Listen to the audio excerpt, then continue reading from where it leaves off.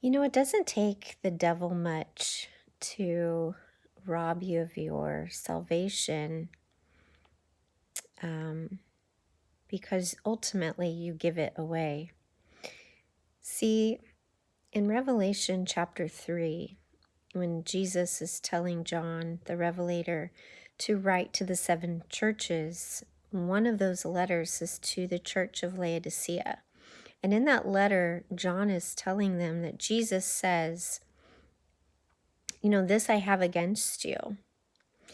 I would rather you be hot or cold, but because you are lukewarm, I will vomit you out of my mouth. And how did they get this way?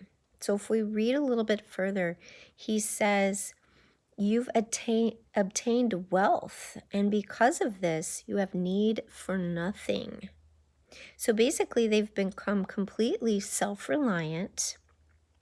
They're not leaning on God for anything because they have all of their own needs met through their worldly wealth. And Jesus says, buy up for yourselves gold from me, refined in the fire, and white garments. So what is he saying? Stop relying on yourself.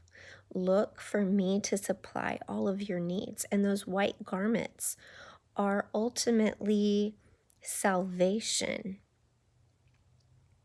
And if we go back to the Old Testament, we really study out what the sins of Sodom and Gomorrah were. We know that they ultimately became lustful and a very perverse uh, area. And so God brought judgment on them. But prior to that, they were, when Lot settled in that area, he went there because they had everything. They didn't need for anything. All of their needs were met. So be so careful when we start becoming reliant on the things of this world, because we have less of a need for God in our lives. And when we have less of a need of God in our lives, we become lukewarm.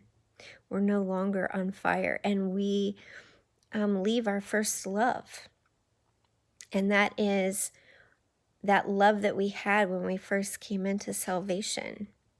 So look how easy it is for the devil to come in and rob you just that easily when you start become reliant on the things that are tangible and the things that are seen, and you stop relying on God and the things that are unseen.